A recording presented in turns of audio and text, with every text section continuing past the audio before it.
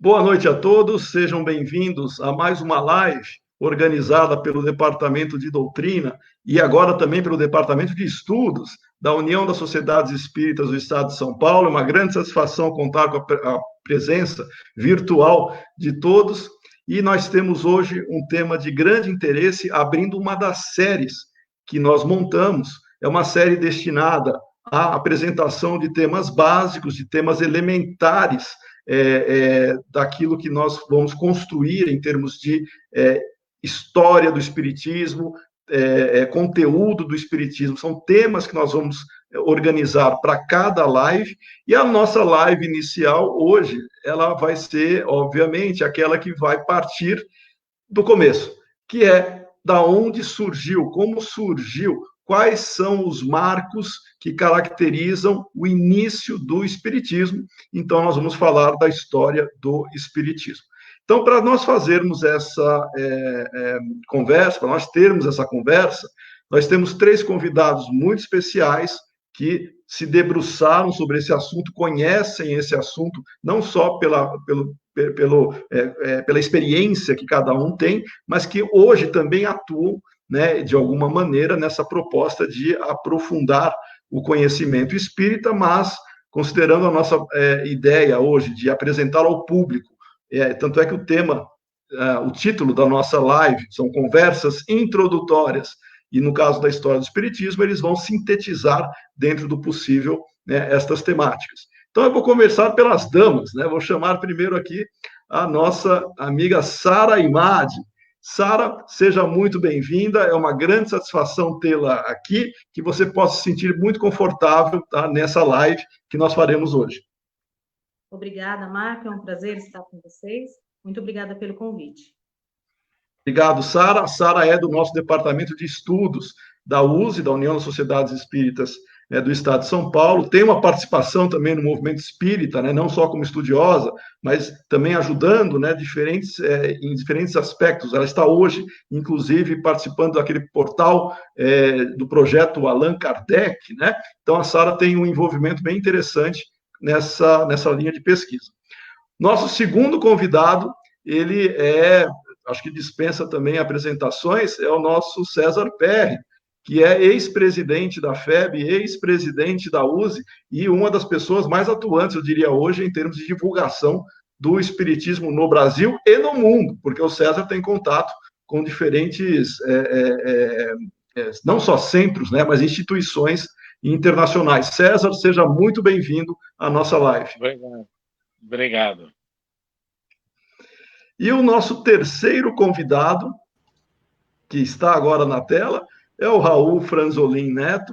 É uma pessoa que também vem se dedicando ao espiritismo há bastante tempo. Ele tem dentro dos seus trabalhos, eu vou citar um deles, né, Raul, que ele foi um dos fundador praticamente, né, um dos fundadores do GEAI, o Grupo de Estudos Avançados do Espiritismo, no qual eu já conversei rapidamente com ele, eu sou um grande fã do GEAI, né? Então, seja muito bem-vindo, Raul, e que agora, né, se dedicando à pesquisa espírita, tem muito a contribuir também nas nossas discussões.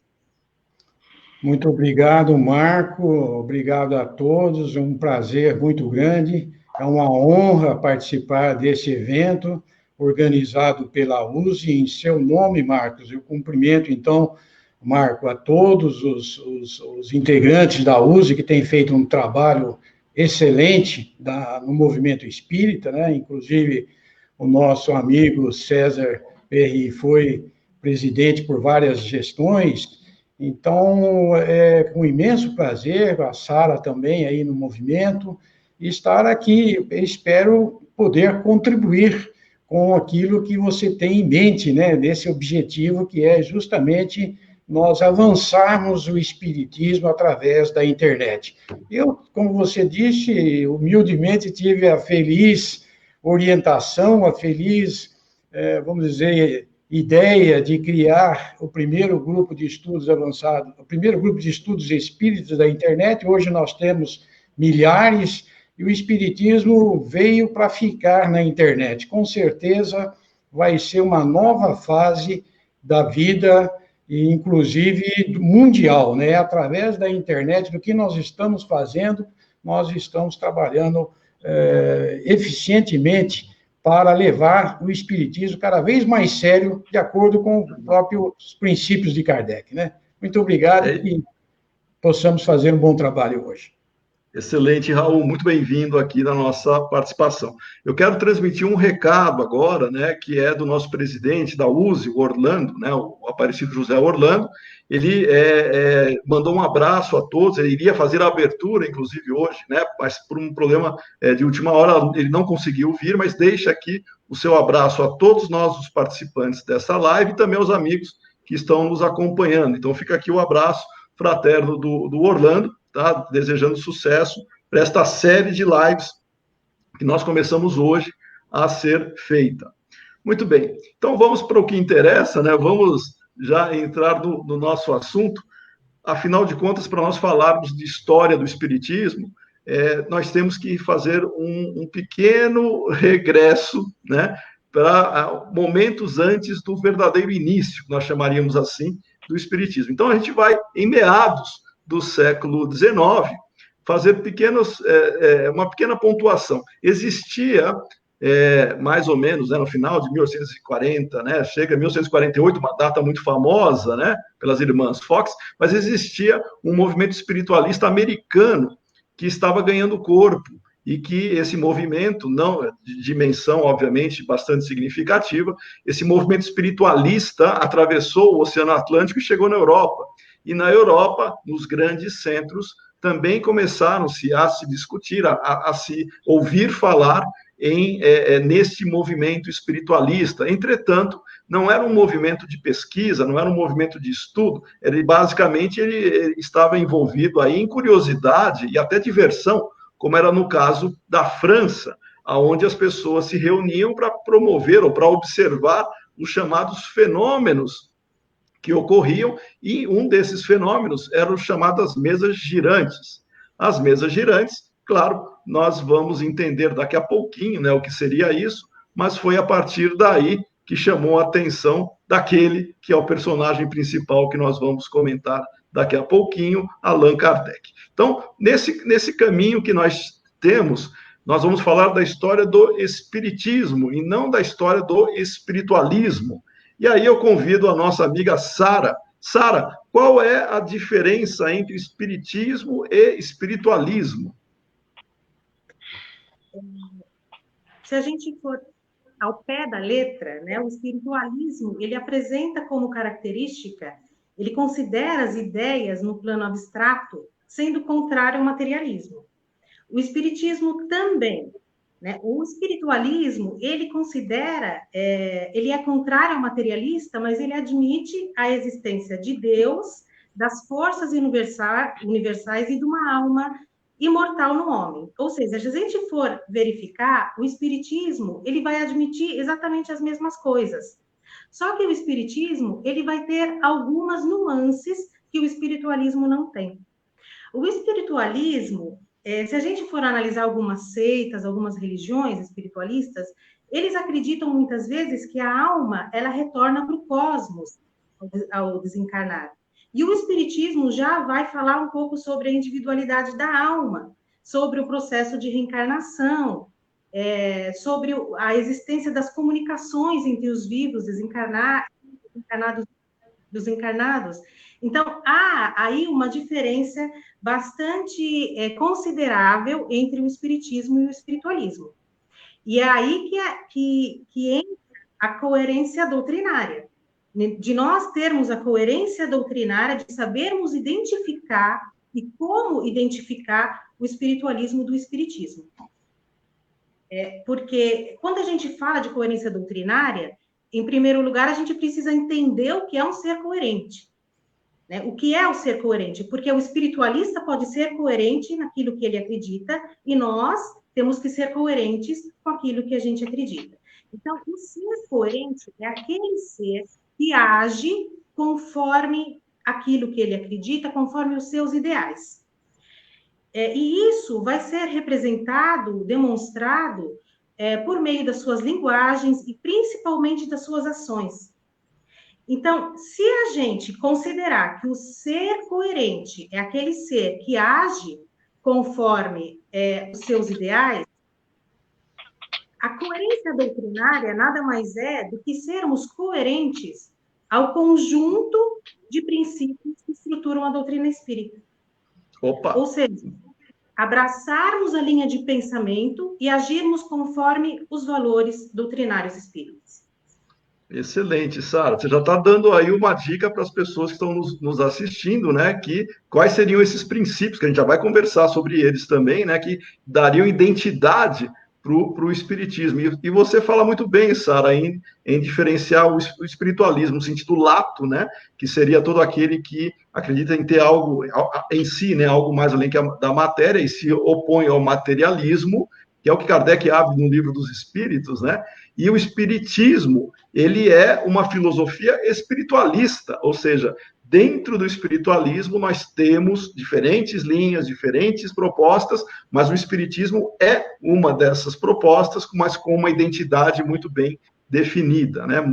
Muito bom, Sara, você ter levantado essa questão, e vamos voltar a falar da coerência daqui a pouco.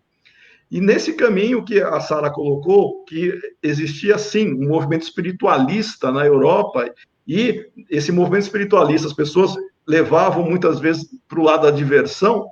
Eu vou perguntar para o nosso amigo Raul. Raul, em Paris, em meados do século XIX, nós tínhamos essa situação, onde as famílias, inclusive as famílias mais abastadas, né, as famílias de classe, vamos chamar de classe média também, elas se reuniam porque existia um fenômeno que eles promoviam e eles achavam divertidos, né, esses fenômenos. O que aconteceu nesta época e que é de relevância para nós já entrarmos naquilo que deu sustentação para a origem do Espiritismo? Muito bem, Marco. Realmente, a gente inicia com um tema fundamental, que é a diferença entre espiritismo e espiritualismo, né? Como a Sara colocou bem, a oposição do materialismo, na época que os movimentos espíritas começaram, o movimento espiritualista lá na América, na Inglaterra, principalmente, foi muito forte, né? A gente observa, através, principalmente daquele famoso livro História do Espiritualismo, de Conan Doyle, que narra exatamente tudo de uma forma muito, muito clara, né? É interessante a gente observar, ele narra desde a história dos grandes filósofos, e filósofos como o Swedenborg, que foi uma pessoa extraordinária da época lá do século, nasceu no século XVII, né, 1688, depois ele faleceu em 1772, mas foi uma pessoa, um cientista de capacidade muito grande, um grande vidente, etc. E ele promoveu tanta coisa dentro do mundo espiritual, principalmente quando ele atingiu os seus 55 anos, ele começou a trabalhar, praticamente recebeu aí do alto uma informação de que ele deveria seguir nessa linha. Então, as suas características psíquicas desenvolveram de uma forma extraordinária, uma clara evidência. Mas, como você colocou muito bem, né, e a Sara também, os movimentos, eles eram muitos ligados à curiosidade, né? Mas não deixa de ser um fenômeno espíritas, porque todos os médiuns que passaram desde o Swedenborg, o Andrew, o Jackson Davis, teve uma médium que ele cita também no livro, uma médium italiana extraordinária, chamada Eusápia Palatino. Ela foi uma coisa, assim, fenomenal, mostrando todos os efeitos de materialização, levantamento de mesas, as mesas levantavam, giravam, faziam muitos aspectos que deixavam todo mundo de boca aberta, né? E eles, então, aquilo para eles era uma curiosidade e também partiram para a pesquisa, né? Existia a Sociedade de Pesquisas Psíquicas que tinham interesse em definir o que vem a ser essa situação, o que vem a ser essas comunicações. Ninguém poderia negar até os efeitos de materialização até em índio se materializou, as pessoas eram amarradas, as médiuns eram amarradas das cadeiras, para que não pudesse ter fraude. Foram muitos cientistas que trabalharam nisso, tentando identificar o que estava acontecendo, né? Tanto nos Estados Unidos, na Inglaterra, na Alemanha, na Itália, em outros países, né? Até chegar também lá na França. E é interessante notar que todo esse meio de espírito, que eles chamam de espiritualismo, é porque o que seria de diferente do espiritismo, né? Porque espiritualismo, o Kardec tenta classificar muito bem. Espiritualismo é tudo aquilo que as pessoas acreditam que seja fora da matéria. E o espiritismo acredita também fora da matéria, né? O que existe fora da matéria, mas existe sim uma comunicabilidade do plano espiritual com o plano terreno. É o que nós chamamos da comunicação através de médiuns. E eles também adotavam médium, faziam materialização. Portanto, eles tinham esse contato, essa comunicabilidade. A grande diferença entre o espiritualismo lá, definido por Conan Doyle, etc., era que a grande maioria não acreditava na reencarnação, né? Enquanto que Kardec definiu a reencarnação, e é interessante que lá no início de Kardec também, ele também não acreditava em reencarnação, ele também era uma pessoa que tinha dificuldades, ele era uma pessoa cientista, uma pessoa bem, vamos dizer, centrada naquilo, como professor, como acadêmico, como tudo, né? Quando chegou, então, por volta de 1854, aí ele começou a estudar os fenômenos, esses fenômenos das mesas girantes, que chegaram lá na França. E é interessante que, inicialmente, ele também não aceitou. Quando os seus colegas vieram pedir para que ele participasse dessas reuniões, ele foi muito clássico e até cético mesmo para dizer que não aceitaria uma situação dessa, a não ser, é claro, que ele, como pesquisador, como trabalhador voltado nas atividades da ciência, etc., o magnetismo, ele deixou bem claro, é possível, sim, uma mesa fazer um barulho, levantar através do fluido magnético, da própria, como a eletricidade. Agora, a partir do momento em que os colegas ainda voltavam a insistir de que as mesas não só falavam, não só faziam, levantavam, etc., como também pensavam, né? Refletiam, respondiam perguntas, e isso virou uma febre lá na França, né? E em outros países também, principalmente na França.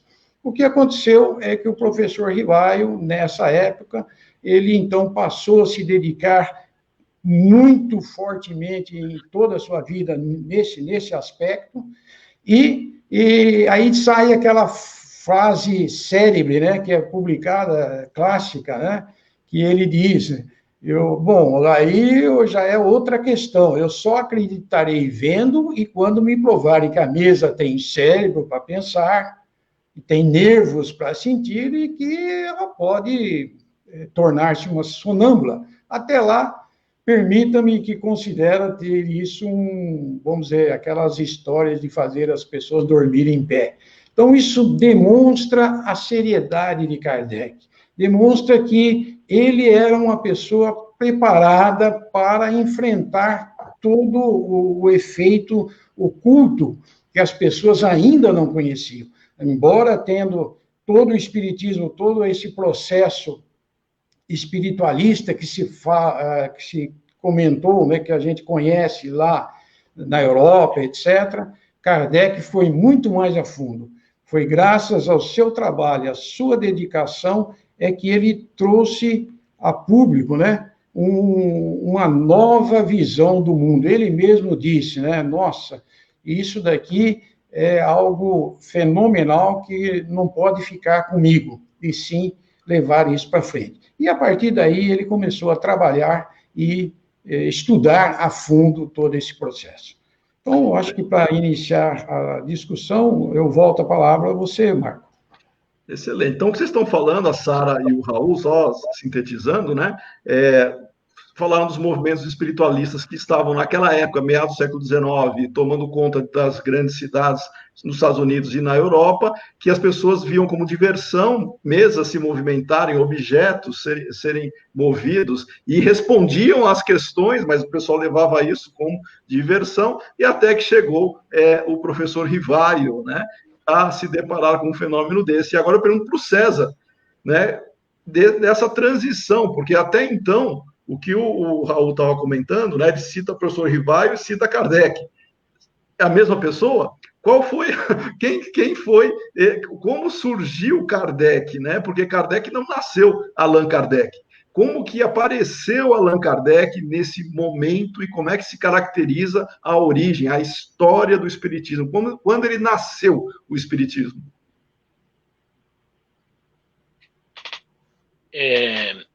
Marco, é muito oportuna a sua colocação, porque o professor Rivaio era um intelectual conhecido na França, né? Que militou na área da educação, discípulo de Pestalozzi, era poliglota, era um lutador na vida, né? Trabalhou como contabilista, como tradutor, né?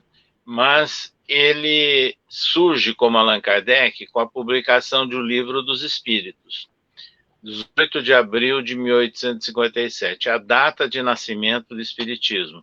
E foi o pseudônimo que ele adotou, sabedor por informação espiritual, que teria sido um nome dele ao tempo em que ele viveu nas antigas Gálias, né? Atualmente França, e que teria sido um sacerdote celta, um druida. Então aí surge a figura de Allan Kardec. Mas o que é muito bom nós falarmos é que existe aí um grande senso de humildade, vamos assim dizer, né, por parte do professor Rivaio, quando ele abre mão do seu nome e adota um pseudônimo. E aí tem uma outra questão. No movimento espírita, nós sempre nos referimos a Kardec como codificador do espiritismo. Em muitos idiomas, é traduzido como fundador do espiritismo. De certa forma, eu diria que ele não deixa de ser, porque muitos espíritas ignoram que Allan Kardec não era um entrevistador de espíritos. Ele era um intelectual que analisava as diversas informações, mensagens, todos os dados de natureza espiritual, e ele dava a redação, ele elaborava as obras. Então, o Livro dos Espíritos, por exemplo, que é a sua obra inaugural, não surgiu em forma de perguntas e respostas. Ele, na realidade, selecionou algumas dissertações e resolveu dar a forma de perguntas e respostas para que, na visão didática dele, fosse mais absorvível. Então, é muito importante nós lembrarmos que o Allan Kardec, ele teve toda uma vivência, e depois dos 50 anos de idade, e sendo um intelectual, sendo uma pessoa com grande senso, né, de razão, de análise, é que ele passou a trabalhar na elaboração da doutrina espírita e sendo conhecido, portanto, como o codificador. Então, isso é importante para nós. E é dessa coerência, né, que ele estabeleceu entre as várias mensagens que foram surgindo as suas diversas obras. E o interessante é que Allan Kardec, ele deu ênfase ao conteúdo e não ao fenômeno. Então, há pouco foi lembrado aí do fenômeno das mesas girantes, falantes, etc. Ele começou por aí, ele escreveu: como quer que seja, as mesas girantes serão sempre o ponto de partida do espiritismo. Porém, ele colocou como prioridade a análise do conteúdo, e aí é que surgiram as obras, né?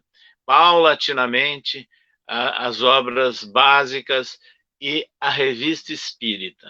nós consideramos de extrema importância na vida de Allan Kardec o fato dele ter fundado a primeira revista espírita propriamente dita, porque já existiam veículos espiritualistas, né? Inclusive com foco na mediunidade, nos Estados Unidos, na própria França, na Alemanha, né, já existiam. Agora, ele elaborou mensalmente uma revista que, do ponto de vista de uma visão jornalística, eu diria que ela é moderna até os nossos dias, porque ele incluía artigos de autoria dele, ele incluía mensagens, algumas instruções espirituais que ele recebia de várias partes, e não apenas ali da Sociedade Parisiense de Estudos Espíritas, que ele analisava e selecionava a coerência com o Livro dos Espíritos.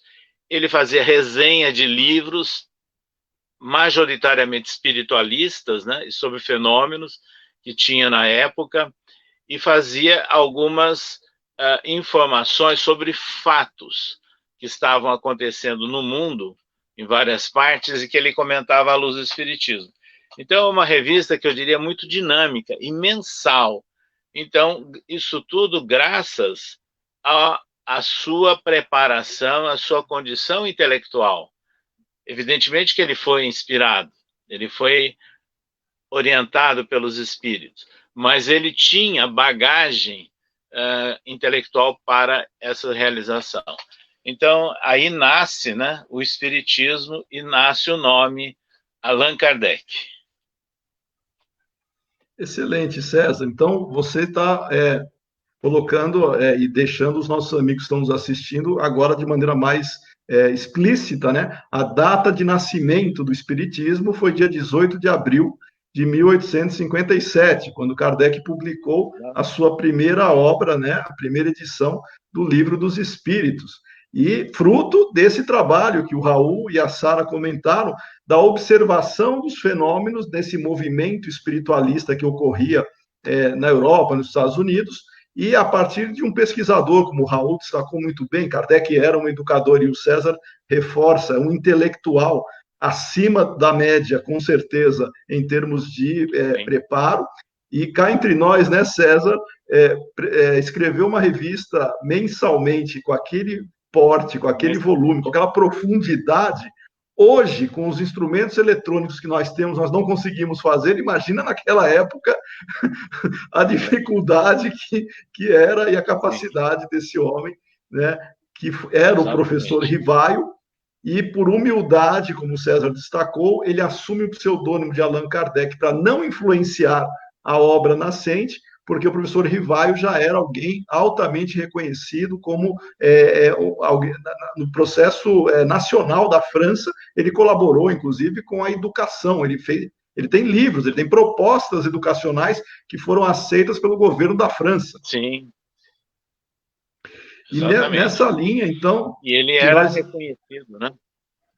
Sim, exato. E você destaca bem, para não influenciar o nascimento da obra, ele simplesmente adota o pseudônimo que ninguém conhecia, Allan Kardec, né? Então, de Rivail, passando por esse processo e a humildade de se despersonalizar para colocar Allan Kardec, mas imprimindo todo a sua bagagem, a sua capacidade intelectual e a interação com os espíritos, claro, nós chegamos no nascimento da doutrina espírita, que é a análise e a interpretação desses fenômenos e das informações que os espíritos deram sobre a realidade espiritual. Então, esse conteúdo que nós temos, ele é muito rico, né? Então, eu vou pedir para a Sara, né, comentar o que é essa revista espírita que o César comentou, porque Kardec, a partir do momento que ele começa a pesquisar, e a trabalhar, e a fazer esses levantamentos, ele passou a registrar isso.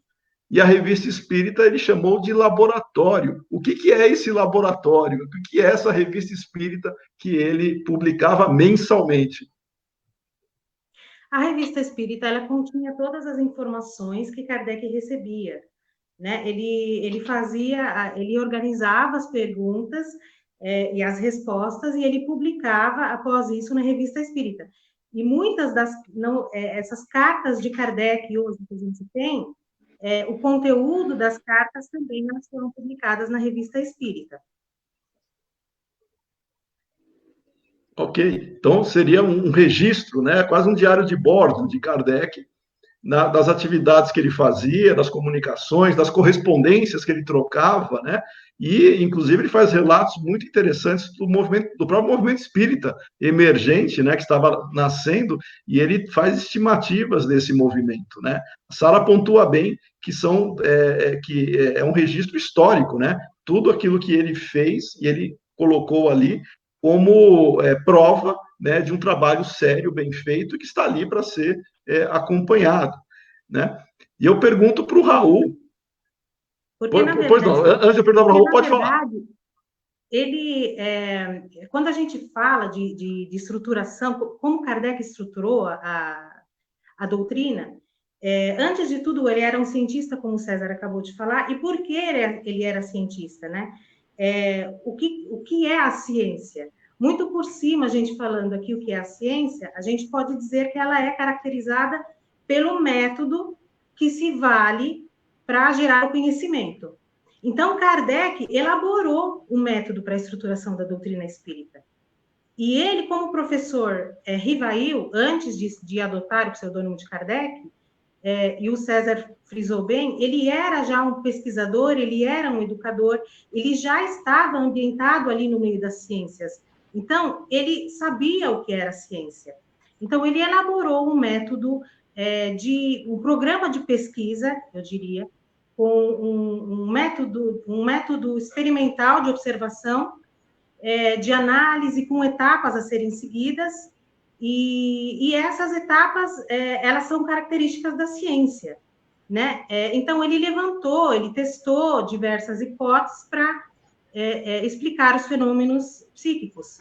E todas essas pesquisas que ele fez, todas essas colocações científicas foram catalogadas, foram colocadas na Revista Espírita.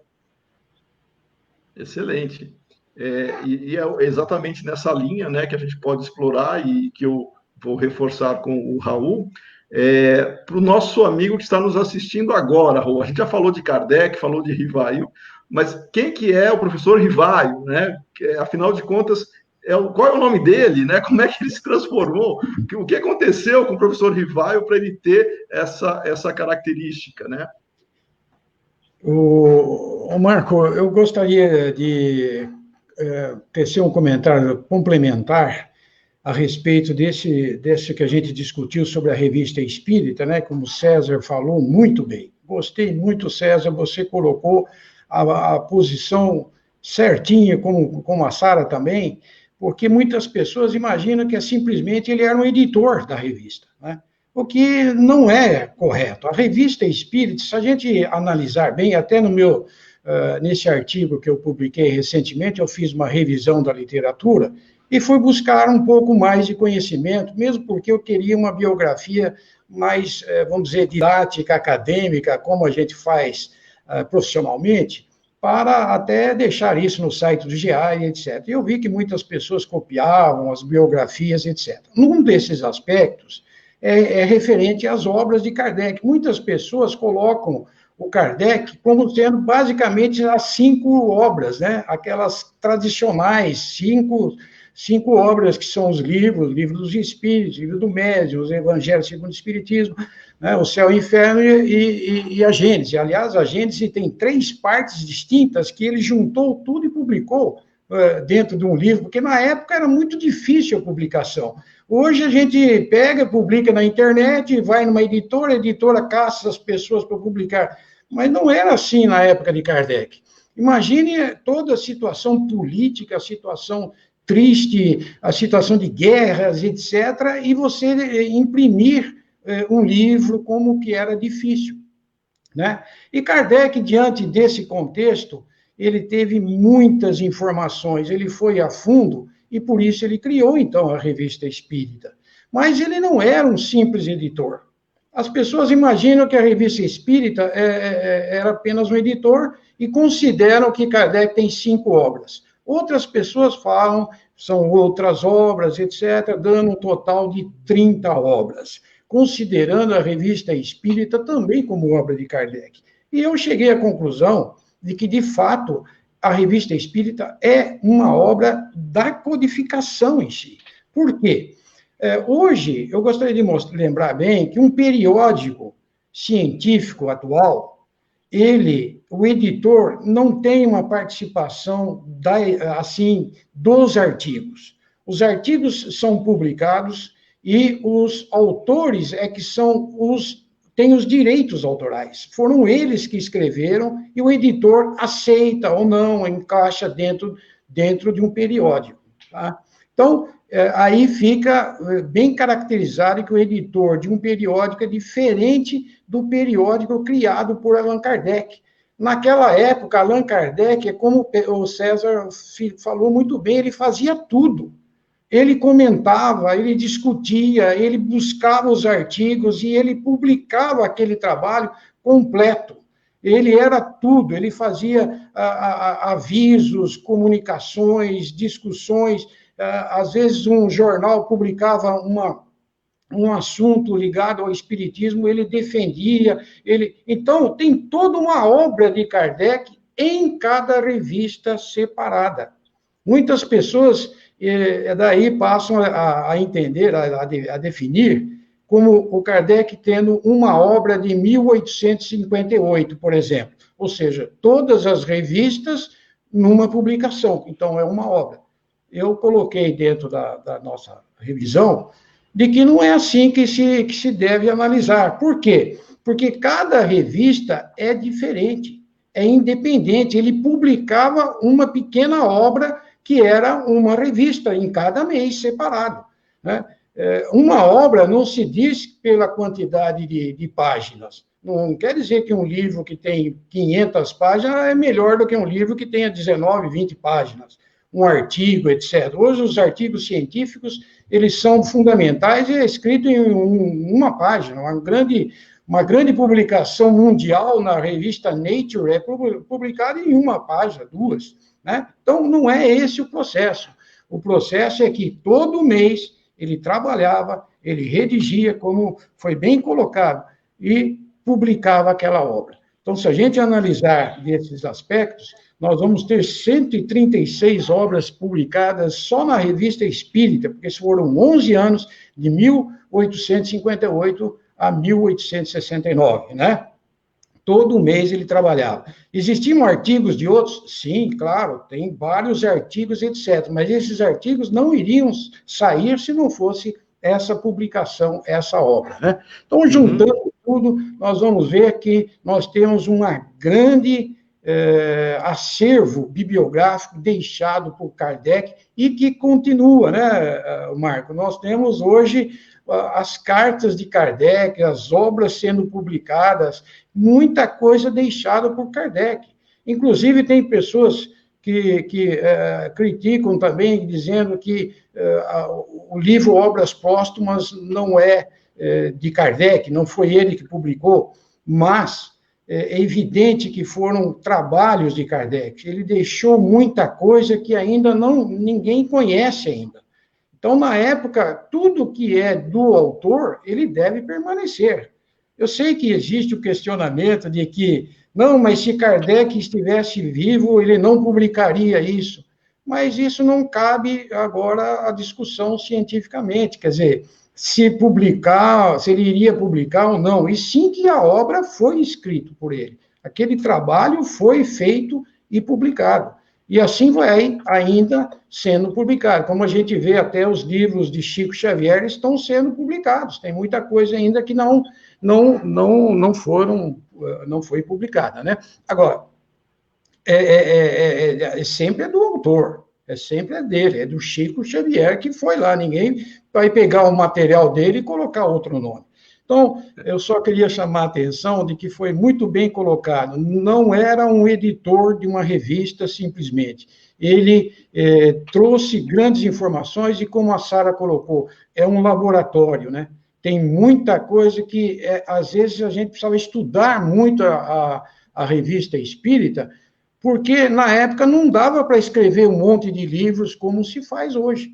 Então, a gente considera isso como sendo uma visão geral. Então, eu voltaria a palavra, depois a gente continua conversando sobre todos os aspectos. Deixa eu aproveitar, então, esse gancho aí, que é muito importante, e perguntar para o César, né, qual que é a importância do critério da universalidade na estruturação da doutrina, porque nessa conversa que a gente está tendo, né, uma coisa era aquilo que Kardec se deparava, aquilo que ele escrevia, aquilo que ele registrava, e a outra é aquilo que ele efetivamente passava, né, pelo crivo desse critério, né, da universalidade, ou dos ensinamentos dos espíritos, para se caracterizar como um ensinamento dos espíritos, né? Então eu pergunto para César, o espiritismo não é uma doutrina de Kardec, é uma doutrina dos espíritos, né? Então, como é que você vê, César, a relevância desse critério da universalidade dos ensinamentos dos espíritos? O que é isso, né, para caracterizar o espiritismo? É interessante, sim, essa colocação. Foi feito referência agora há pouco que a Revista Espírita é um laboratório. Nós usamos muito a expressão que ela funcionou como um balão de ensaio, vamos assim dizer, porque boa parte das obras que Kardec escreveu a partir do início da publicação da Revista Espírita, partes dessas obras foram previamente divulgadas nas edições da Revista Espírita. E isso, inclusive, é um assunto importante, eu diria, hoje em dia, inclusive, quando nós estamos tendo a disponibilidade de acesso a documentos digitais nas instituições francesas e agora com manuscritos de Kardec que estão no Brasil e outros, né, que estão chegando, não estão todos aqui no Brasil, eu diria, é possível, sim, se fazer uma boa análise de muitos textos, né, que depois foram incluídas na Revista Espírita após a desencarnação de Kardec, mesmo em obras póstumas. E aí nós fazemos a seguinte colocação: previamente comprovada essa autoria de Kardec em forma de manuscrito, foi comprovada a publicação prévia na Revista Espírita, é um parâmetro hoje interessante, sabe? Para se tirar algumas dúvidas e até se comprovar alguns textos, né, efetivamente de autoria de Kardec. Eu digo isso porque após a desencarnação de Kardec, a Revista Espírita ela foi totalmente desfigurada na sua linha editorial. Daí a razão de Gabriel Delane, Leon Denis, a própria viúva Amélie Boudet, a Berthe Fropo também e outros romperam, né, com Le Marie por discordar daquela orientação rustenguista e teosófica que se transformou a Revista Espírita após a partida de Kardec. Então, hoje, essa análise conjunta é importante. E você falou aí da universalidade, né, do conhecimento, é um parâmetro que Allan Kardec utilizou para selecionar textos para o Livro dos Espíritos, tanto que a primeira edição teve 501 perguntas e respostas, né? Depois a edição definitiva chegou a 1019, porque ele teve tempo depois de ir aprimorando e acrescentando outras manifestações espirituais que ele foi recebendo. E ver a coerência, né? A convergência de pensamento entre as diversas colocações. E isso é muito importante porque havia médiuns, né, que trabalhavam com Kardec, e jovens, inclusive, né, jovens, tinha inclusive uma brasileira, né, pouca gente sabe disso. Na Sociedade Parisiense de Estudos Espíritas tinha uma médium brasileira, e que era chamada como a Brasileirinha. Pois bem, e é interessante que nessas condições ele fazia a análise da coerência das mensagens. Ele escreve sobre isso, inclusive, na apresentação do Evangelho segundo o Espiritismo. E ali ele faz uma colocação muito importante que o espírita, em geral, não lê a apresentação de livros, né? Mas ali tem uma colocação importante. Então, ele diz o seguinte, que ele analisou as instruções dos Espíritos que ele incluiu no Evangelho segundo o Espiritismo, omitiu o nome do médium, que para ele o nome do médium não era o mais importante. O mais importante para ele era a coerência do conteúdo das mensagens. Então, está escrito na apresentação do Evangelho segundo o Espiritismo. Então, ele utilizou, né, desse princípio sempre para fazer um estudo. E isso ele faz, inclusive, nas críticas literárias, nas resenhas que ele fez na Revista Espírita. E deixa muito claro, né, a opinião dele, mais de uma vez, sobre determinados livros aí que são beatificados por algumas pessoas do movimento espírita e que Kardec não aceitou. Por exemplo, as obras de Rustem. E ele deixa claro por que ele não aceitou. Porque havia divergência, sim, doutrinária com os princípios espíritas, né? E isso era muito claro. E há vários críticos da época já falavam que era uma obra prolixa, repetitiva, né? E assinada apenas por espíritos de elevada indura, né? Sempre recebidas por um único médium, sempre. Então, vejam, Allan Kardec, ele valorizou a variedade de médiums, a origem de vários locais, mas centralizando a sua atenção na convergência, na coerência do conteúdo. Isso fica claro nos seus livros e fica claro na Revista Espírita.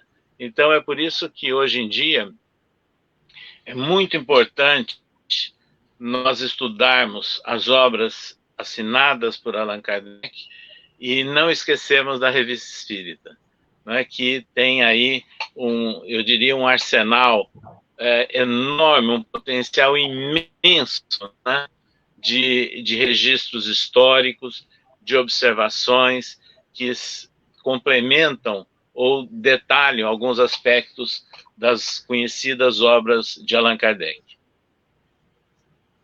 Excelente. Eu tenho certeza que os nossos amigos que estão nos assistindo agora, eles estão, aqueles que já têm um pouco mais de familiaridade, né, relembrando, e aqueles que não têm, conhecendo a relevância de outras obras, além daquelas mais tradicionais, vamos chamar assim, que geralmente os centros espíritas recomendam, né?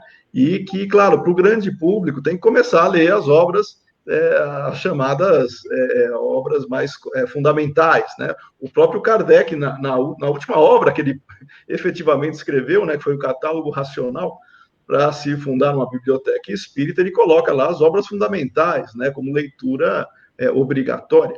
Mas existem outras obras que podem servir de suporte, inclusive. Mas nesse sentido, e agora voltando à questão, quem era essa pessoa, né? Vamos falar um pouco mais de detalhes de Kardec, mas em particular do professor Rivaio, né? Afinal de contas, vocês pontuaram muito bem que ele era acima da média. Ninguém com uma capacidade, hoje já é difícil fazer o que ele fazia, imagina naquela época de produção, né? Vamos chamar assim o que ele fazia. E nesse sentido, a Sara comentou, logo no início da fala dela, e que o César reforçou agora, a questão da coerência, né, da coerência doutrinária. Ô, Sara, para a gente ter hoje a identidade espírita, né, porque na época de Kardec ele estava emergindo, no caso, para uma sociedade ainda envolvida no espiritualismo, né, e ele teve que fortalecer a questão da identidade espírita para justamente fazer o que o César comentou, segregar aquilo que pertencia ou não, né, à integridade dos ensinamentos dos espíritos e refutar, como ele refutou, César deu exemplos aqui, ele refutou ideias, não a pessoa em si, mas as ideias que conflitavam nesse sentido. Sara, para você, o que caracteriza o espírita? Qual é a identidade do espírita? Porque na história do espiritismo, não bastava falar, eu leio Kardec. O que caracteriza o espírita? Antes só de responder o que caracteriza um espírita, Eu gostaria só de voltar para o que o César disse sobre as diversas fontes que Kardec ele obtinha ali diversas fontes, e essas fontes, uma não conhecia a outra, e essas fontes também não conheciam a pergunta ali em questão que Kardec ia colocar. Então, assim, só essa questão porque não tinha como saberem as respostas, né? Não sabiam as perguntas que Kardec, e as perguntas que se assemelhavam eram consideradas como válidas como ensinamento espírita. Sobre a sua pergunta, a gente, Kardec, como o César já disse, o Raul já disse, ele era muito coerente, mas nós, como espíritas, como termos essa coerência doutrinária, né? Para a gente ter essa coerência doutrinária, a gente precisa, então, primeiro conhecer a doutrina espírita. E como que a gente conhece a doutrina espírita? Direto da fonte, das obras básicas. Não adianta a gente ir a fontes espiritualistas, que há misturas de conceitos, porque ali não vai ter, nós não vamos chegar à essência do espiritismo. Então, para sermos efetivamente espíritas, nós precisamos conhecer as obras fundamentais.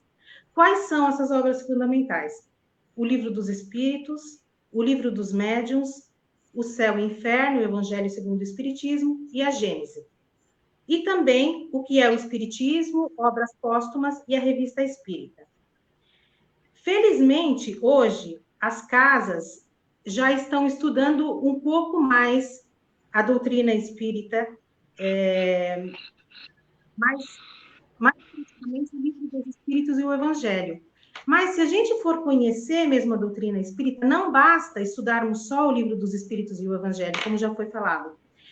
Precisamos estudar todas essas obras, porque elas são bifurcações do Livro dos Espíritos. O Livro dos Espíritos há ali as perguntas, as respostas de uma forma muito objetivas, e nesses livros há uma explanação do que foi colocado no Livro dos Espíritos. Então, se torna imprescindível o estudo de todas as obras.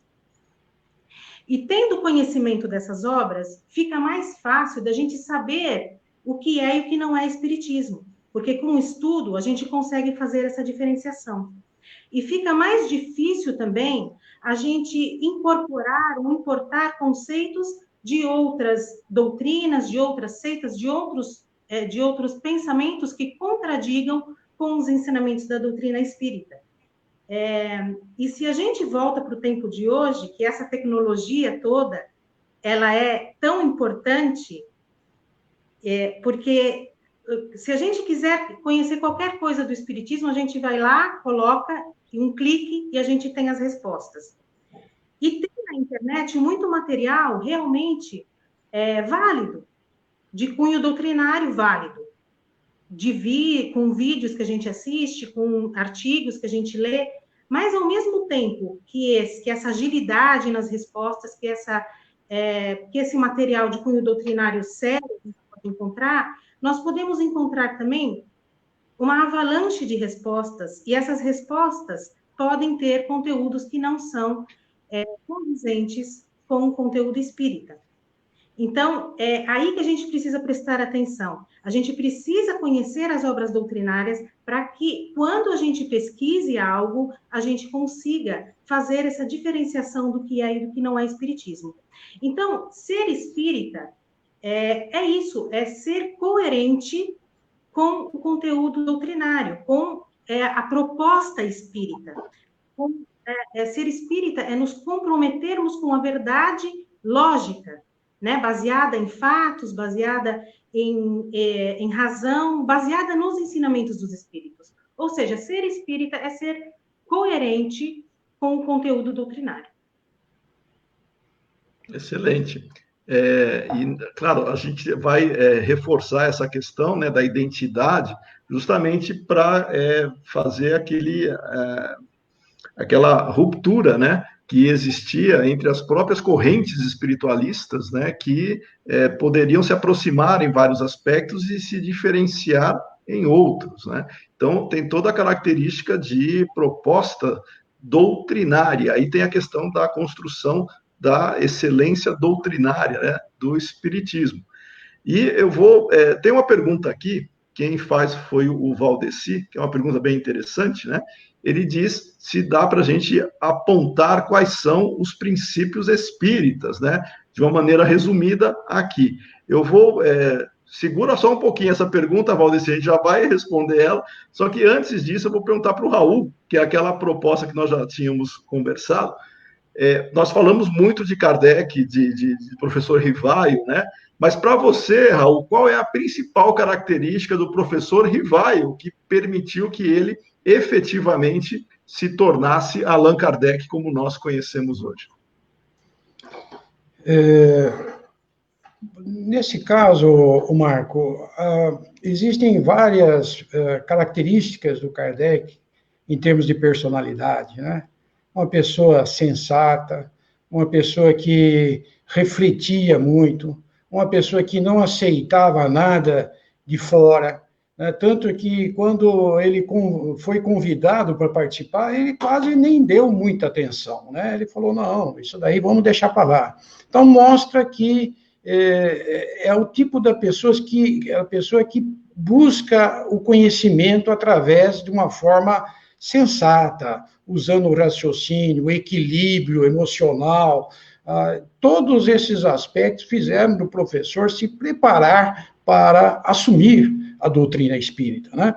Vamos dizer, até Kardec mesmo, ele mesmo falou, olha, quando ele foi avisado de que ele teria uma missão grande, que seria esse trabalho da codificação espírita, né? A gente coloca a codificação porque, na época, é como um código, né? Existiam manifestações, as pessoas viam as mesas levantando, mas o que seria isso? Por trás de todo esse código, vamos dizer assim, ele foi adentrar e conhecer o que estava acontecendo. Então, ele mesmo, quando foi colocado para ele, professor, você vai assumir isso. E ele falou, olha, eu estou com medo, estou preocupado, eu acho que eu não tenho competência para isso. Será que eu vou conseguir resolver isso? Os próprios espíritos falaram, não, você tem competência, você está preparado, tanto que foi por isso que os espíritos escolheram assim, né? Entretanto, deixou o alerta. Se caso você falir, outra pessoa nós iremos buscar. O plano espiritual já estava definido da necessidade do espiritismo vir a fundo. Então, Kardec demonstrou pela sua seriedade. E eu diria muito mais do que todos esses aspectos de seriedade, de controle emocional, de a pessoas que querendo conhecer a verdade, seria a humildade. Eu acho que nada se faz sem a humildade, né? A gente vê os conflitos gerados porque Kardec sabia colocar com muita humildade e defender os seus princípios. Ele sempre tratou muito bem todos os que o procuraram, todos os que também o ofenderam muitas vezes, né? E assim, nós vamos ver sempre os grandes avanços espirituais envolvendo a característica da humildade, que é o principal aspecto moral, porque dentro do princípio espírita, que um dos principais, até o colega fez a pergunta, mas adiantando rapidamente, é o princípio da evolução do espírito, a evolução espiritual, que é dividida em evolução intelectual, como Kardec chegou, também com a evolução moral. Portanto, a característica moral é o que mais importa. Tá certo, Marco? Você não pode deixar um projeto tão grande, tão importante como foi o Espiritismo, na mão de uma pessoa que não tenha as características morais adequadas. E aí vai gerar conflitos, e isso aconteceu, infelizmente, depois, quando Kardec desencarnou. O grande problema foi a falta de liderança adequada, aquela liderança que a gente chama com humildade para resolver, conhecer tudo, a parte intelectual, e também a parte moral para poder elevar. A gente vê o nosso grande exemplo, né, do Chico Xavier, só para concluir, a gente viu lá no espiritualismo que eles adotavam os médiuns de efeitos físicos, porque eles não acreditavam de que a psicografia pudesse gerar algo bom. Eles acreditavam que a psicografia, por exemplo, ela tinha a influência do médium. Então, ele não seria um efeito como um efeito físico. Mas Chico Xavier veio provar isso. Alguém tem dúvida de mostrar a humildade de Chico Xavier? Quanta coisa ele fez, quanta coisa ele deixou. Então, a gente observa que o plano espiritual define exatamente o que tem que ser feito. Infelizmente, o movimento espírita, depois de Kardec, perdeu, né, tornou-se um pouco obscuro, como o César colocou muito bem, porque pessoas não tiveram esse ponto principal de um grande líder, que é a característica pessoal de lutar contra o orgulho, contra o egoísmo, contra a vaidade, contra tudo que é ruim para o ser humano. Dentro da humildade e sabendo o que faz, nós vamos longe com isso. Acho que foi basicamente essa a contribuição de Kardec. Excelente. E agora eu vou fazer uma pergunta, vou unir as duas coisas para o César, tá? Mas os demais fiquem à vontade também depois para comentar. Mas, César, aproveitando a pergunta do nosso amigo aqui, Valdecir, que ele pergunta justamente sobre os princípios espíritas, tá? E fazendo já uma união do porquê que o espiritismo ele declinou praticamente o movimento espírita na França pós-Kardec, e eu queria que você fizesse um comentário sobre se os princípios foram respeitados ou não, se eles foram compreendidos ou não, e depois eu vou pedir rapidamente também, César, para que você comente sobre como o Espiritismo chegou ao Brasil, porque ele saiu de um processo ainda, né, de formação na França, e como é que ele chegou no Brasil, e se esses princípios foram efetivamente compreendidos, tá? Então, é uma pergunta que pega três coisas, mas sempre baseada em cima de princípio. Por favor.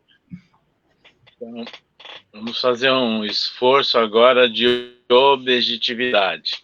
Em primeiro lugar, os princípios da doutrina espírita, praticamente, eles estão expressos nas 4 partes, né, o Livro dos Espíritos, obviamente com alguns desdobramentos.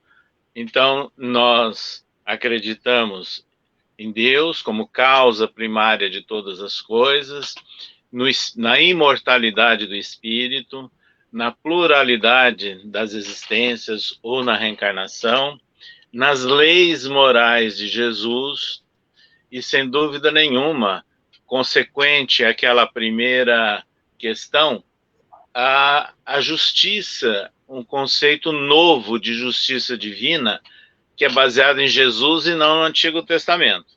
E tem também a ideia da possibilidade de formas de vida em outros orbes. Então, genericamente, são esses os princípios. Nem todos esses princípios foram realmente trabalhados na França após Kardec. Mas ali entraram em jogo, né, num cenário bastante complexo, não apenas aquelas deturpações na sociedade que deveria dar continuidade às obras de Kardec, né, que foi dirigida por Lemarie, e tanto que ela não atendeu o objetivo dela, que em dezembro do ano de 1882, Gabriel Delane, Leon Denis e Amélie Boudet, nos seus últimos dias de existência física, fundaram a União Espírita Francesa, exatamente para dar continuidade à proposta de Allan Kardec. E seu biógrafo, Henri Sauce, também já havia se manifestado a respeito.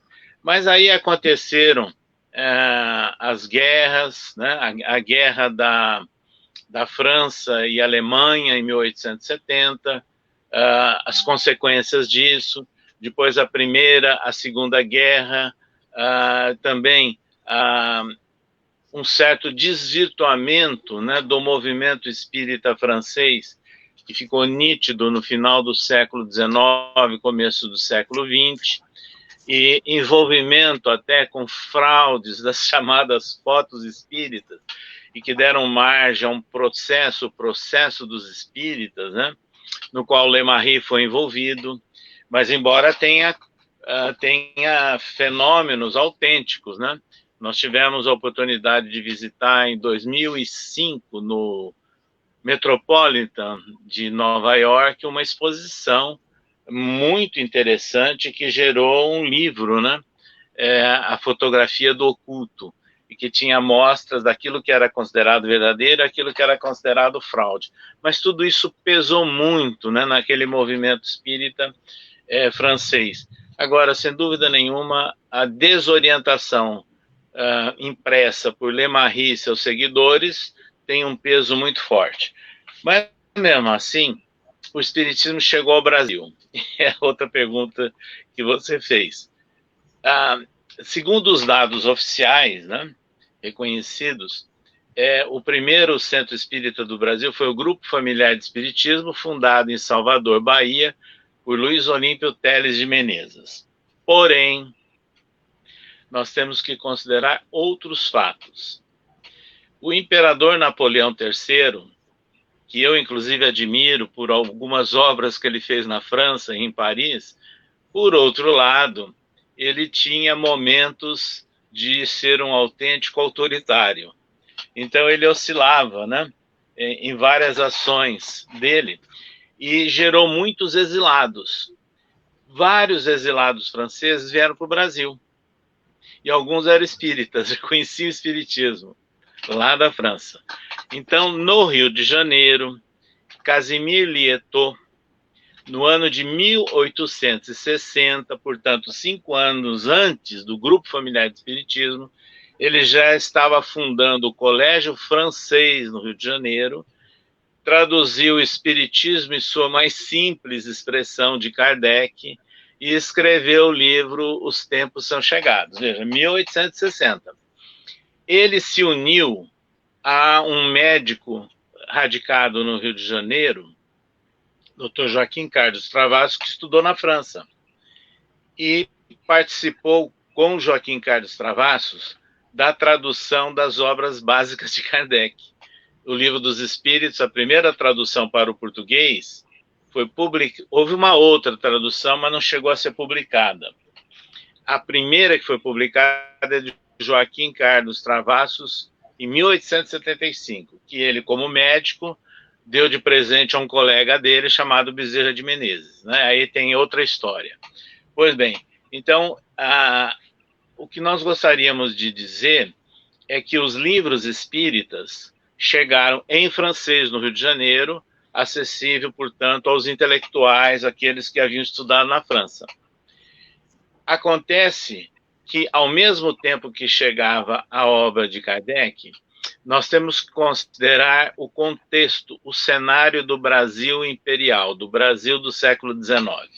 E aí tem uma historiadora da USP, Meire Del Priore, hoje aposentada e residindo no Rio de Janeiro, que escreveu vários livros sobre a história do Brasil, e ela entra na questão do espiritismo, do surgimento do espiritismo.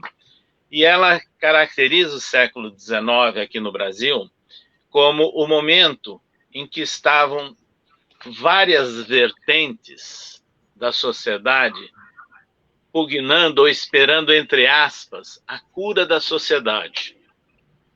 E entre as propostas de cura da sociedade do século XIX, chegavam da Europa as ideias do socialismo utópico, do positivismo, do espiritismo, e chegava também a teosofia. Então, tudo isso alimentava a mente de intelectuais na capital do Império. Então, o espiritismo vem nesse bojo também. E ele se desenvolve. Tanto que no ano de 1873 já havia um grupo espírita, Confúcio, fundado no Rio de Janeiro, onde se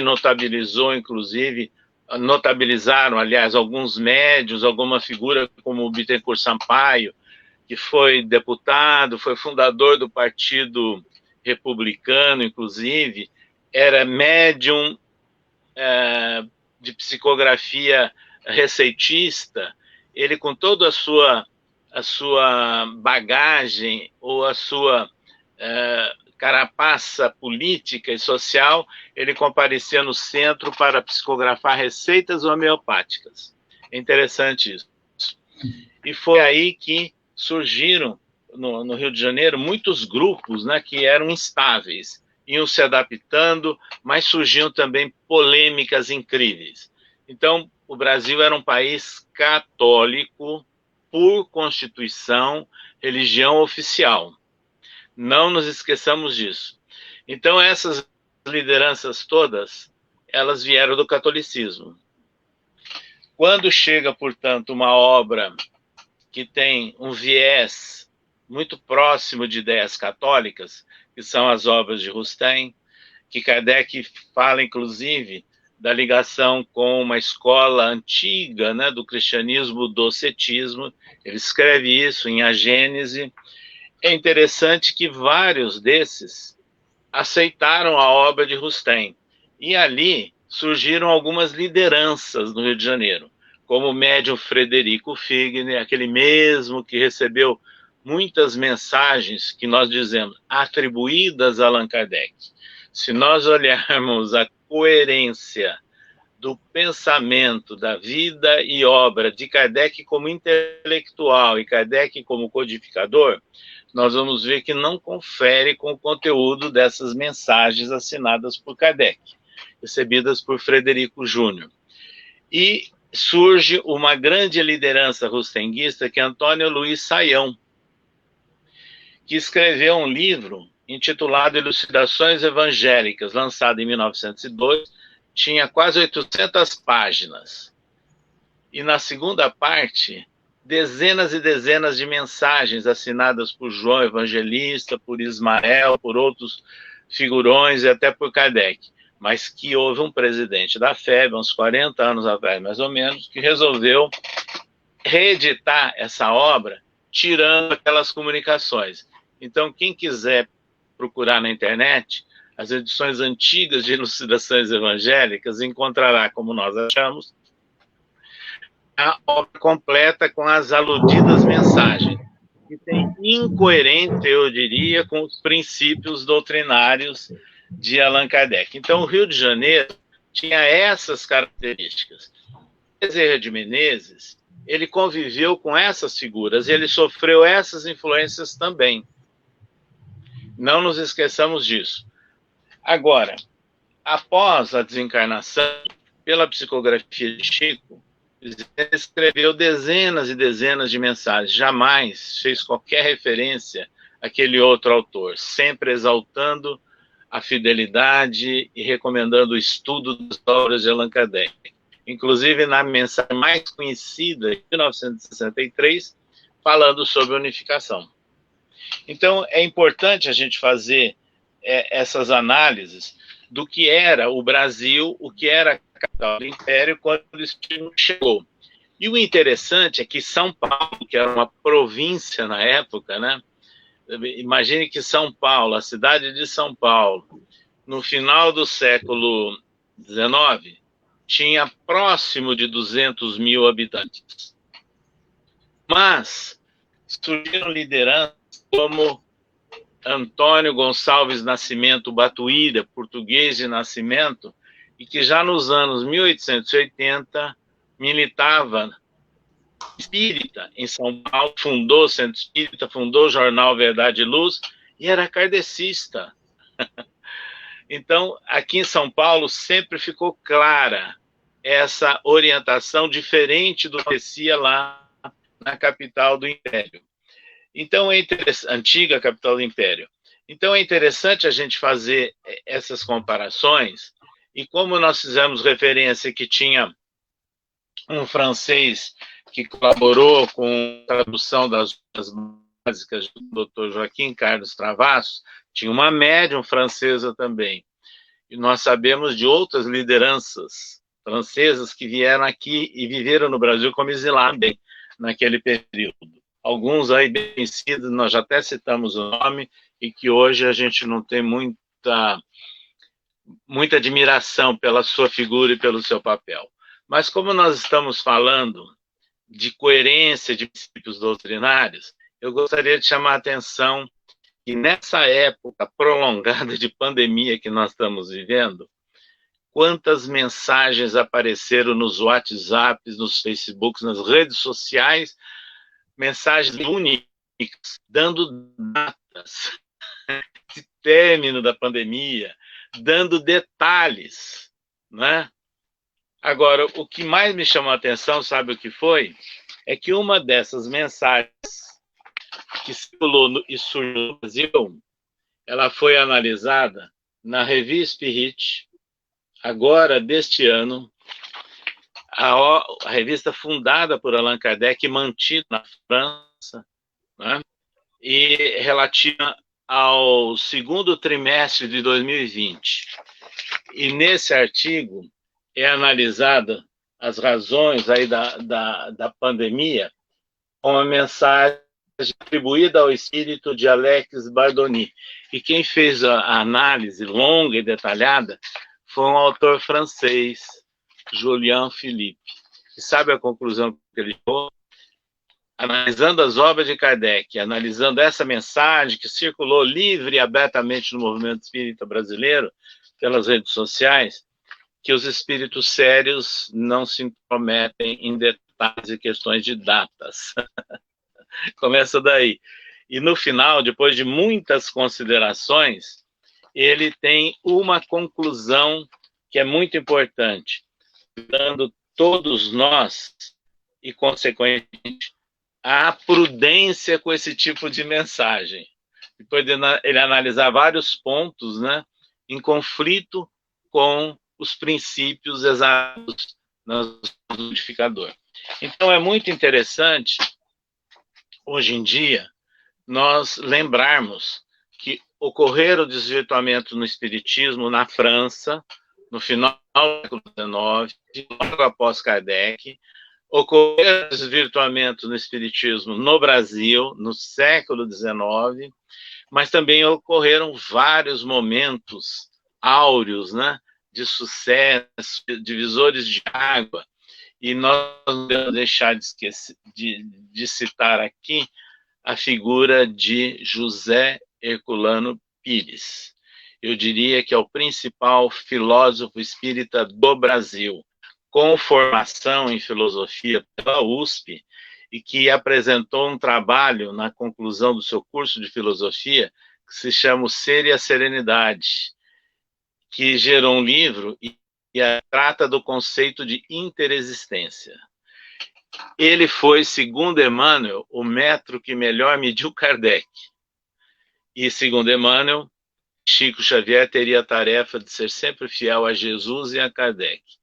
Então, nós temos que prestar atenção, hoje, em uma série de detalhes na imprensa brasileira, nas redes sociais, nos livros que são editados livremente, né, pelo Brasil afora, para verificar a coerência com o Espiritismo que foi realmente trabalhado e iniciado com o Livro dos Espíritos. Excelente. Você contando, César, dá vontade de ficar aqui a noite inteira ouvindo essa história, porque ela é muito rica, né? E muitos detalhes, mas eu tenho certeza que as pessoas que estão assistindo vão se interessar, aqueles que não conhecem, para fazer esse aprofundamento. Mas esse relato que você fez, ele é muito, muito interessante para a gente ter uma noção, né, de que o Espiritismo entra no Brasil não é por uma porta, é por algumas portas e com características diferentes. Diferentes, exatamente. E tem outro detalhe, Marco. Eu sempre faço referências à dita história oficial. Nós também temos uma história oficial do Brasil, sabe? Alguns livros de vultos espíritas, de lideranças espíritas, que solenemente omitem lideranças marcantes do movimento espírita e pioneiro, simplesmente por alguma forma de preconceito. Então, deixa de ser realmente uma obra histórica e isenta. ser humano, né? A gente não pode misturar o espiritismo com o espírita, né? Ou pelo menos os supostos adeptos, né? Mas Marco, excelente. Exato. Pois não, Raul. se você me permite complementar, não, né, complementar, claro, essa aula de história que nós tivemos aqui do Espiritismo no Brasil, e a gente raciocinar e refletir, né? De fato, o Brasil é um país que foi organizado para continuar o Espiritismo. Vocês bem colocaram, né? Após Kardec, a liderança de Kardec, enquanto ele existiu, ali foi firme o pulso diante do meio difícil que estava. Depois ele se perdeu e hoje não temos na Europa mais essa visão do que o Espiritismo representa, desde lá de trás, da sua parte de ciência filosófica, com características morais também. Então, é importante mostrar que algum país tinha que assumir, vamos assim dizer, e ser preparado pelo plano espiritual. Embora, evidentemente, como foi colocado muito bem pelo César, não foi uma tarefa simples, muitas dificuldades, muitos conflitos, foram presos pessoas, foram fechados centros. Até recentemente, estava fazendo uma pesquisa na Faculdade de Direito de 1932, tem lá um processo, um parecer jurídico interessante, que uns pais de crianças que fizeram um requerimento para uma escola adotarem a religião espírita. São 35 pais que entraram com uma ação. E houve um parecer de um jurista famoso em 1932 e fez todo um relato dizendo o que é o Espiritismo, se é uma religião, porque a Constituição garantia esses direitos desde que assume um caráter religioso. E é interessante que ele coloca que religião, o Espiritismo não é uma religião, porque ela não atinge o sobrenatural. Foram falados alguns filósofos, mesmo pessoal espírita mesmo, né, declararam que o Espiritismo não tem a ver muito com o sobrenatural, né? Então, é uma perseguição, houve lá uma série de fatos que pioraram a situação, o Espiritismo. Então, não foi um movimento simples que para chegar até agora, mas ele venceu, ele continuou, ele trabalhou. Nós temos uma revista como o Reformador, né, que surgiu lá atrás, quase que junto com a revista Espírita, logo em seguida começou, e hoje está aí editando, até hoje, nós temos a revista O Reformador como um exemplo. Então, além disso, grandes espíritas, todos participaram desse movimento no Brasil. Com certeza, o plano espiritual tem muito ainda a exigir do nosso povo, não, o Brasil, para essa divulgação agora via internet. É só isso. Okay. Eu acho Raul, que, de fato, são assuntos que incentivam, né, diversas indagações. Pois não, César, queria comentar alguma coisa? Não, é que à medida que o Raul estava falando, eu estava me recordando que no estado de São Paulo nós temos uma figura marcante, que é Carba Schutel, né? Sim, que em 1905 ele funda o Centro, funda o jornal Clarim, em 1925 a Revista Internacional do Espiritismo, mantendo correspondência com lideranças estrangeiras, né, incluindo aí Leon Denis, Gabriel Delany, Conan Doyle e outros. E um detalhe, em plena época da ditadura Vargas, ele participou da coligação pró-Estado leigo. Então, ele teve ações realmente de uma certa autonomia, uma certa liderança muito firme, né? E ele exerceu essa liderança por todo o interior do estado de São Paulo e na capital, porque ele esteve aqui em São Paulo num congresso, numa semana de metapsíquica em 1937, quando ele conheceu pessoalmente, inclusive, Carmine Mirabelli, Chico Xavier e outros. Então, a gente tem na história do espiritismo do país e aqui no estado de São Paulo, algumas lideranças e pioneiros que são, assim, extremamente significativos. E que vale a pena conhecer a vida de cada um, com certeza, para entender um pouco dessa história, né, que está sendo relatada aqui. Bom, eu sei que a gente tem ainda várias questões, deveríamos ter, né, mas infelizmente o tempo ele é algo ingrato, né, que vai consumindo. Eu vejo o meu amigo Aloísio aqui, né, ele faz algumas considerações, algumas perguntas. Aloísio, eu acho que não vai dar tempo de responder neste momento, mas fica registrado aqui, tá, essas suas indagações com relação a esses momentos que o movimento espírita enfrentou, né, qual seria o mais ou menos, né, os maiores obstáculos, mais difíceis ou não, mas nós temos vários, tá? Mas eu vou só pedir agora para a nossa amiga Sara, né? Sara, eu queria que você contasse para a gente, né, em pouquíssimas palavras, expressando o seu sentimento, o seu pensamento, e até para a gente se encaminhar para o final, o que representa para você Hippolyte Léon Denisard Rivail? Eu não estou me referindo aqui ao nome de batismo, nem de nascimento, é o nome que ele assinava mesmo, tá?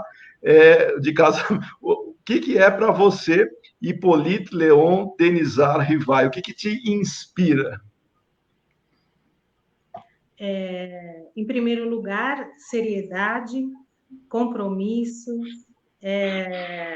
compromisso com a verdade, eu diria também ciência, né, porque ele era um cientista, era um pesquisador, ciência voltada mais para a questão espiritual. Então, assim, Hippolyte Rivail era uma pessoa coerente, um educador, um pesquisador, representa para mim a verdade, a lógica, o comprometimento.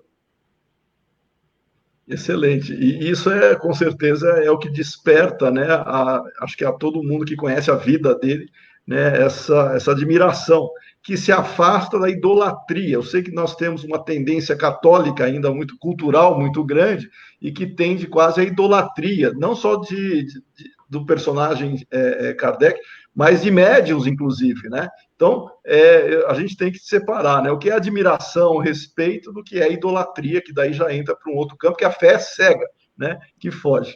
Então, eu queria agradecer essas suas palavras, tá? Que eu acho que representa muito do que nós pensamos e admiramos mesmo em Allan Kardec. Tá? Eu faço a mesma pergunta para os dois agora. O que é para a vida de vocês representa Hippolyte Léon Denisard Rivail? Eu vou considerar Allan Kardec, tá bom? Nesse sentido, o que representa para vocês? Raul? Allan Kardec representa uma mudança total de pensamento na nossa vida, né? À medida que você começa a entender o processo, que é a evolução espiritual, a gente vai ver que todos nós temos um papel importante na nossa vida, vivendo como um todo, né? Todos os filósofos, né, tentaram e tentam e mostraram o conhecimento, buscando o conhecimento do que é o ser, para que ele existe. Afinal de contas, a gente nasce, vive e morre. Um dia vai desencarnar, vai sair daqui. O que representa isso na nossa vida? O que traz isso de bom? Então, Kardec, à medida que coloca a gente em conhecimento de que tudo continua após a nossa morte, que nós somos um ser individual e que jamais vai desaparecer. Nós somos eternos. À medida que nós estamos aqui trabalhando para a nossa evolução espiritual. E à medida que também a gente entende que depende de nós, não depende dos outros. Não adianta as outras pessoas dizerem o que você tem que fazer, o que você tem que viver, né, para poder ganhar o céu, etc. Nós não estamos num jogo de ganha e perda, né? Nós estamos trabalhando com a nossa própria evolução, a nossa própria vida. Então, Kardec representa tudo o que a gente pode ter para conseguir viver dentro de um equilíbrio, dentro de uma harmonia. Se isso é possível, é graças ao conhecimento, né? Eu sempre coloco nas nossas reuniões virtuais de que, se a gente fizer uma analogia de um jogo de xadrez, onde você tem que aprender a jogar o xadrez, como sendo a vida.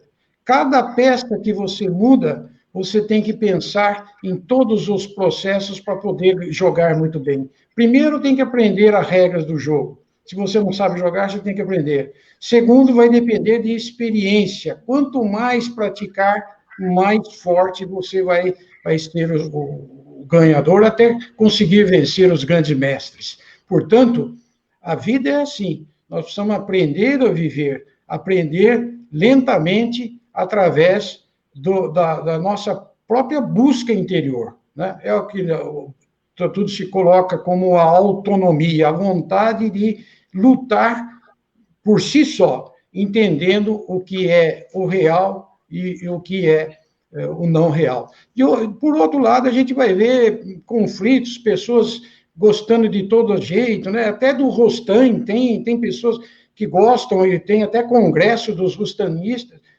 Bom, cada um tem o direito de escolher o que deseja. Se achar que está no caminho certo, cada um segue o seu caminho, né? Na verdade, o Espiritismo está aí para modificar o ser humano de forma consciente e não imposta de outra forma. Obrigado, Raul. Excelente. Esse negócio de pensamento, tem gente que acha que a Terra é plana também, né? Então, tem congresso de terraplanistas também. Bom, César, palavras finais, o que é ou o que representa para você essa figura de Hippolyte Léon Denis Arrivai?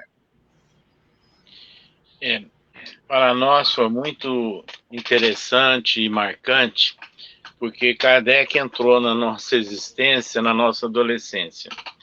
E ainda no final da adolescência, por uma série de razões, nós fomos colocados na posição de fazer apresentações e interpretações do Livro dos Espíritos. Então, nos marcou muito, né? Sempre a obra e a obra de Allan Kardec. Agora, o que nos chama muita atenção é que, a partir do momento em que nós fomos conhecendo melhor o contexto em que Allan Kardec viveu, em que ele passou por aqueles embates, né, de duas religiões que se digladiavam dentro do território francês, né, e na busca do poder, que era o catolicismo e as igrejas reformadas, mas ele absorveu muito da mentalidade, a maneira de pensar de Pestalozzi, que foi extremamente importante para ele saber superar as circunstâncias todas. Passou por vários regimes franceses, né? E, acima de tudo, ele conviveu com um dos papas mais autoritários e autocráticos dos tempos recentes, que foi o Pio IX, e que também conviveu num período bastante complexo do imperador Napoleão III, que, embora tivesse conhecimento e uma certa simpatia ao espiritismo, do ponto de vista político, né, ele deixou ali um legado, né, bastante marcante e até questionável sob certos pontos de vista na França. E Kardec conviveu com momentos difíceis, complexos, né, problemas financeiros agudos, né, seríssimos na existência dele. Então, ele é um exemplo, a nosso ver, de superação, acima de tudo, de superação. E a sua firmeza nos seus pontos de vista, no cultivo, né, de virtudes, que sempre foi uma característica dele.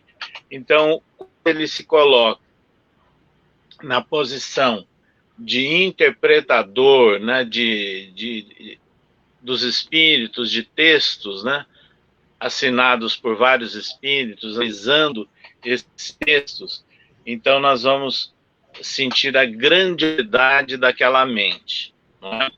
E tem um detalhe, que a humildade dele ao escolher o pseudônimo de Allan Kardec, embora na nossa ótica ele é o autor, na prática, né, de todas aquelas obras, ele pode ter feito até consolidação de alguma delas, mas o autor na nossa é ele, não é?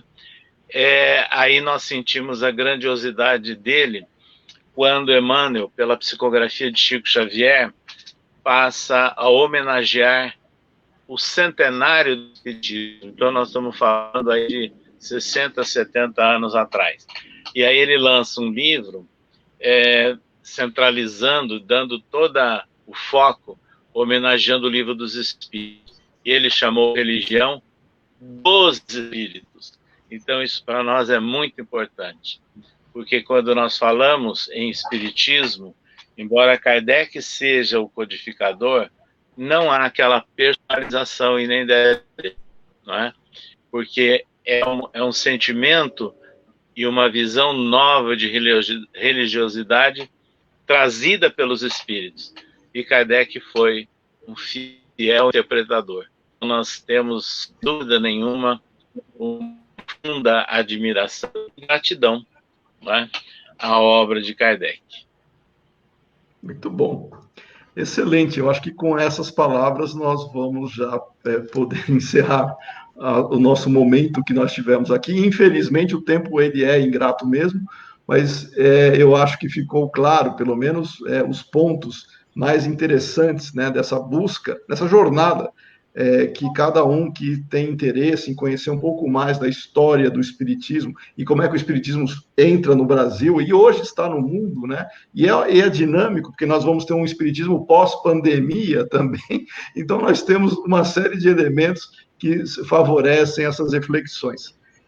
De forma geral, eu queria agradecer aqui de coração a todos, a Sara, ao Raul, ao César, pela gentileza, né, de participarem dessa nossa proposta, de trazer reflexões sobre essa história, né, que tanto nos envolve, e eu já deixo para todos, desde já, o convite para próximas oportunidades para nós nos encontrarmos aqui e trocarmos outras ideias dentro do possível. Então, deixo em aberto aqui para Sara, Raul e César, para vocês se despedirem dos nossos amigos que estão nos acompanhando. Sara.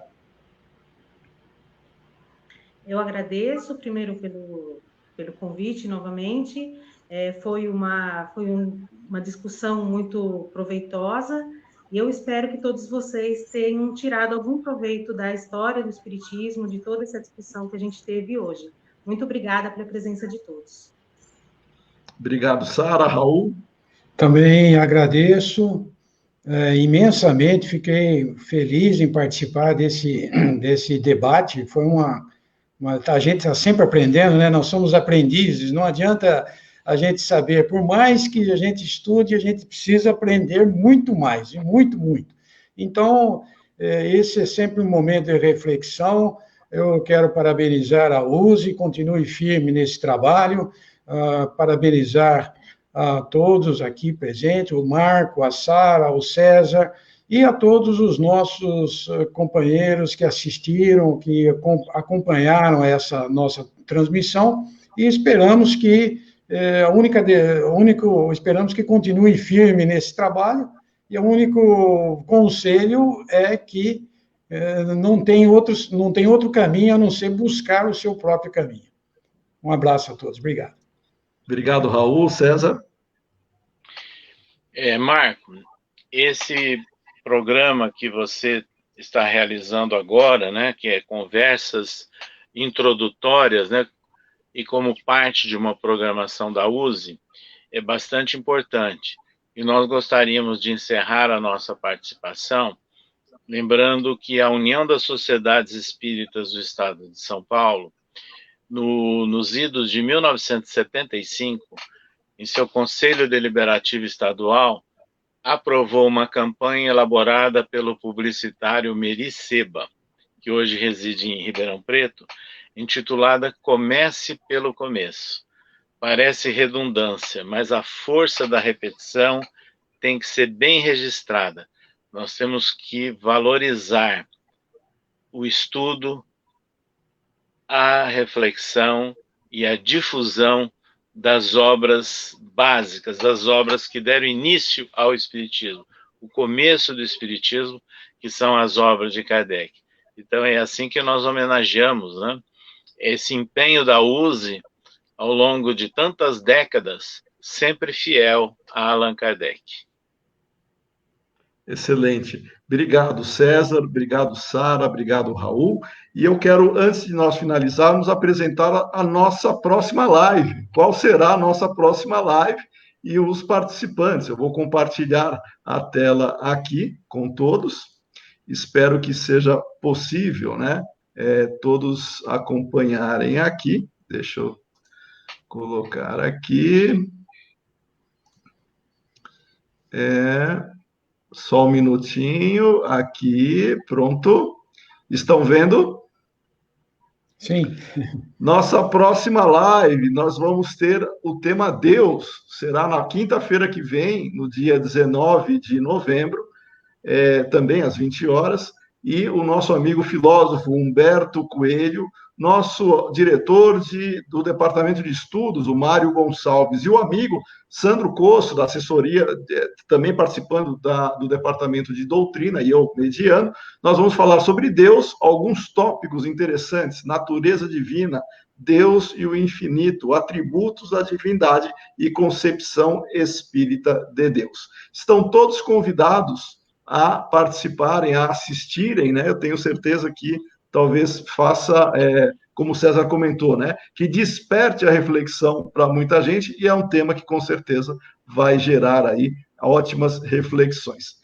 Eu agradeço a todos e mais uma vez eu me despeço de vocês com meu abraço fraterno, e aos amigos que aqui acompanharam, não consigo nominar a todos, mas já deixo todos, sem exceção, convidados também para a próxima quinta-feira. Muita paz e até mais.